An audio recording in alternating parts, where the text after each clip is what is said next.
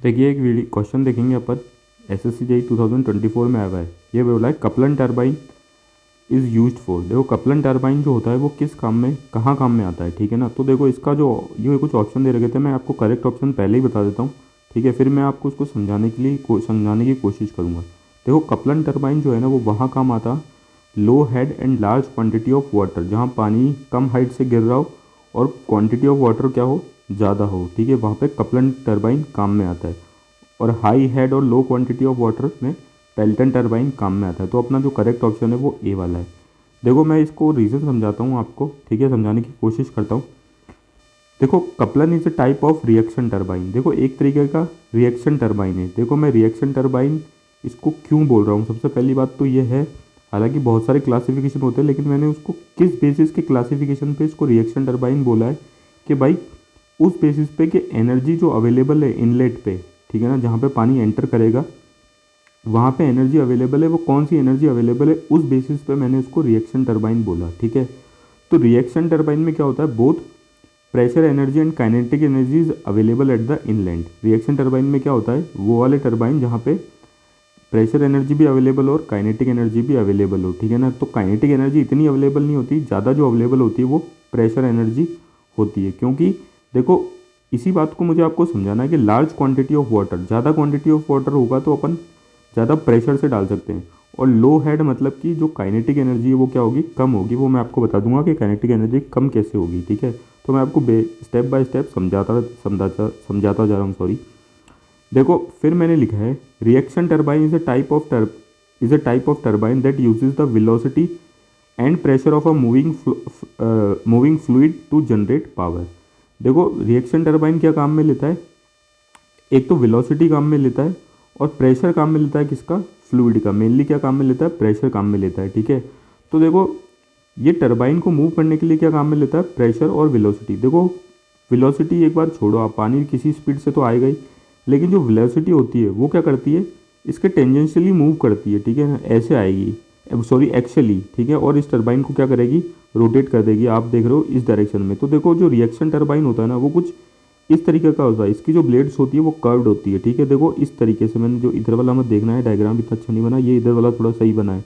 तो इस तरीके से होती है। देखो पानी ऐसे एक्चुअली फ्लो होता है, ठीक है ना। तो पानी क्या होता है, जैसे ही फ्लो होता है तो ये ब्लेड क्या करने दोनों तरफ से फ्लो होता है, तो ब्लेड ये रोटेट करने लग जाता है टरबाइन, ठीक है ना। ब्लेड से जब पानी फ्लो होगा तो ये टरबाइन क्या होगा, रोटेट करने लग जाएगा। तो देखो मैंने यही चीज़ यहाँ पे समझा रखी। देखो ऐसे मत, यहाँ इस वाले डायग्राम पे ऐसे मत सुनना कि इधर से पानी जाएगा इसके ऊपर गिरेगा तो ये तो इधर मूव करेगा, ठीक है, और ये इधर मूव करेगा तो घूमेगा कैसे, ये तो समझाने के लिए, ठीक है ना। मेनली जो एक्चुअल में होता है वो ऐसा होता है दोनों तरफ, ठीक है। तो पानी ऐसे गिरता है ना तो ये रोटेट करने लगता है। The turbine rotating blade are curved and arrange to create a torque. Turbine की जो ब्लेड्स होती है वो कैसी होती है, कर्व्ड होती है। कर्व्ड किस लिए होती है, ताकि वो एक रोटेटिंग फोर्स प्रोड्यूस कर सके, यहाँ पे फिर मैं बोल दूँ टॉर्क प्रोड्यूस कर सके, ठीक है। अब देखो अनलाइक इम्पल्स टरबाइन, पेल्टन की बात कर रहे हैं। पेल्टन टरबाइन कैसा होता है, जो इम्पल्स फोर्स को काम में लेता है, ठीक है। इसलिए मैंने यहाँ पे ये लिखा है unlike impulse turbine which required the fluid to have kinetic energy before interacting with the turbine.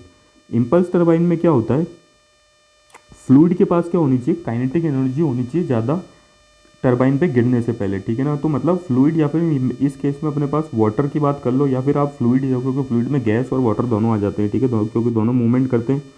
तो फ्लूइड के पास क्या होनी चाहिए, काइनेटिक एनर्जी होनी चाहिए before interacting the turbine. Turbine से इंटरेक्ट करने के लिए पहले काइनेटिक एनर्जी होनी चाहिए। अभी मैं समझा दूंगा, डायग्राम बना रखा है। लेकिन reaction turbine generate power from combined energy of the fluid pressure and velocity. लेकिन जो रिएक्शन टरबाइन है वो क्या करता है, पावर कैसे जनरेट कर रहा है, फ्लूइड प्रेशर को भी काम में ले रहा है और वेलोसिटी को भी काम में ले रहा हूँ। मेनली किसको, फ्लूइड प्रेशर को काम में ले रहा है। देखो मैं आपको यहाँ पे समझाता हूँ।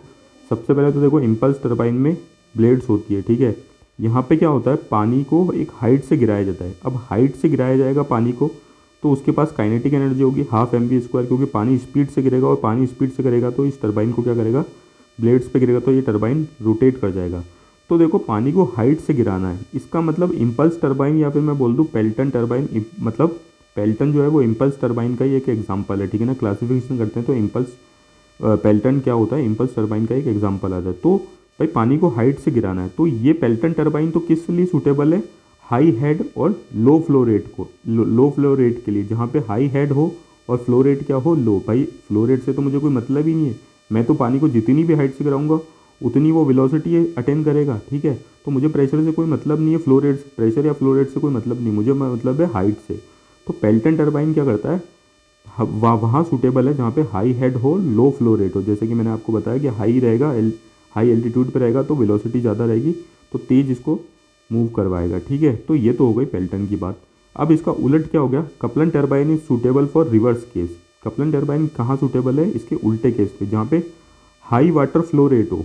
हाई वाटर फ्लो मतलब जहाँ पे वाटर का जो फ्लो वो हाई हो, ठीक है। वाटर का फ्लो हाई जहाँ रहेगा, जहाँ पे बहुत ज़्यादा पानी अवेलेबल रहेगा, which generate the production of, which guarantee the production of reaction force. अब इस हाई फ्लो की वजह से क्या होता है, रिएक्शन फोर्स प्रोड्यूस होती है। मतलब एक तरीके से अपन को अश्योरिटी मिलती है कि भाई अगर मैं प्रेशर से यहाँ पे पानी डालूंगा ब्लेड्स में, जैसे कि मैंने आपको, तो एक रिएक्शन फोर्स प्रोड्यूस करेगा और ये अपना जो टरबाइन है वो रोटेट करने लगेगा। सो इसी बात को मैंने देखो लिखा है, so when water is available at high flow rate and low head, Kaplan is best choice. जब वाटर हाई फ्लो रेट पे हो और लो हेड में हो तब कपलन अपने लिए क्या है, best choice. High flow rate और लो हेड का मतलब क्या है, which means water is available for operation when, which means they are suitable for operation when water is stored in big reservoir.